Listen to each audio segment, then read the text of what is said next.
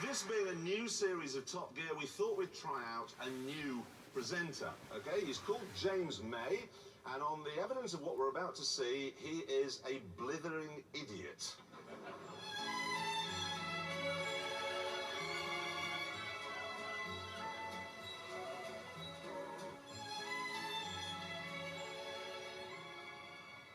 One day, probably in the dentist, you'll find yourself leafing idly through the small ads in the back of a classic car magazine, and you'll probably think to yourself, all that money I spent on a Ford Mondeo could have been used to buy something really interesting, like Mark II Inspector Morse style Jag, for example, an old Porsche 911. There are quite a few old Porsche 911s in here.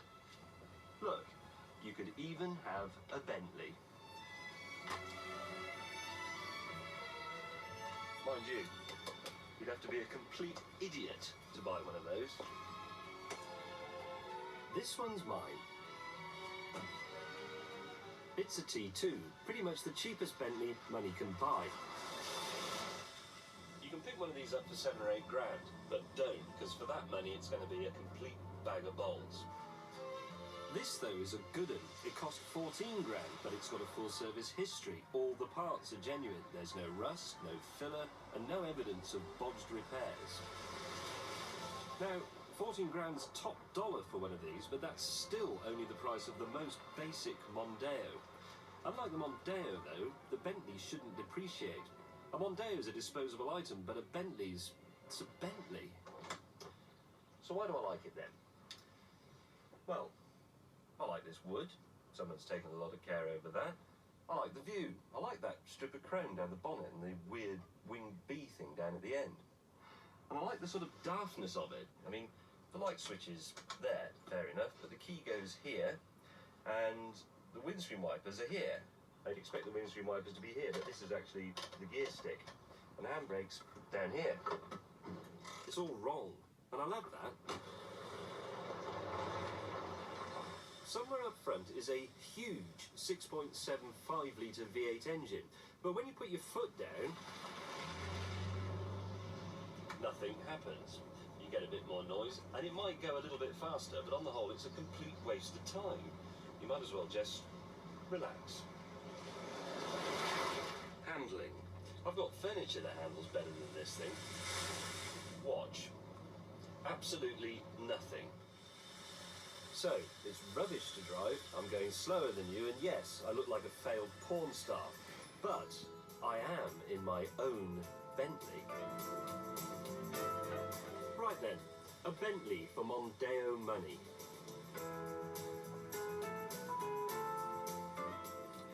Some of you are pretty tempted by this idea, but hang on, I haven't told you how it ruined my life yet. I said this car doesn't depreciate. But big deal. Who really cares about depreciation anyway? It's just something that goes on all the time when you're in the pub or in bed. It's not something that hurts you every day. For that, you need a Bentley. Every time I go near this thing, it kicks me in the head and runs off with my wallet. It costs 80 quid to fill up and does 15 miles to the gallon, if I drive like an undertaker. I have to rent a king-size garage to keep it in, and it takes up 2 tokens at the jet wash. Okay, servicing only costs about the same as it does for a mid-sized BMW, but it has to go in 3 times as often. Which is why my mechanic buys his overalls from Gucci, while I sit at home, eating gruel. Cheap thrills? You ought to try this. It's bloody terrifying.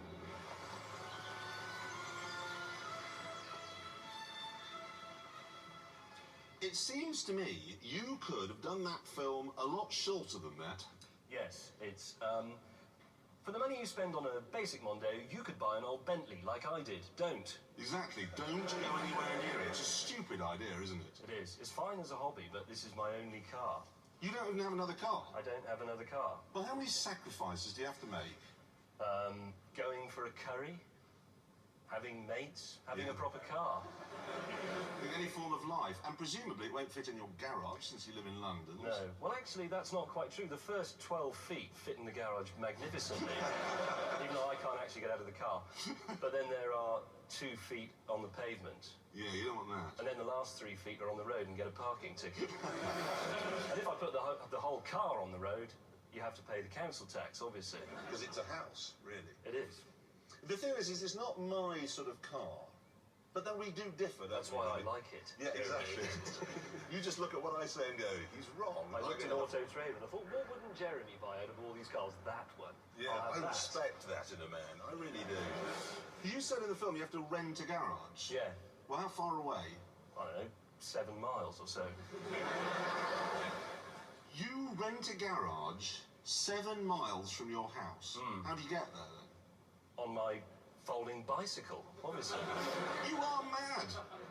You're just clinically insane running a car like this. I think you may be missing an essential point though, Jeremy. Comfy though, but this sort of thing. Like this. This is the one with the firm suspension. No, is it really? Yeah, the it T is. is for firm suspension. It's got something rather preposterously called the Harvey Bailey Handling Kit. Harvey Bailey didn't know anything about suspension either, by the looks of things.